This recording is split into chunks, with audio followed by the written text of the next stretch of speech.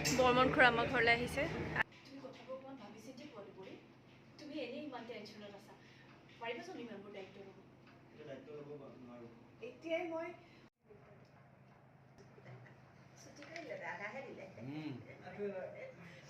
আজিকালি কথাবোৰ বেছিকৈ চিন্তা নকৰোঁ, চিন্তাতকৈ কামৰ ওপৰত বেছি গুৰুত্ব দিওঁ।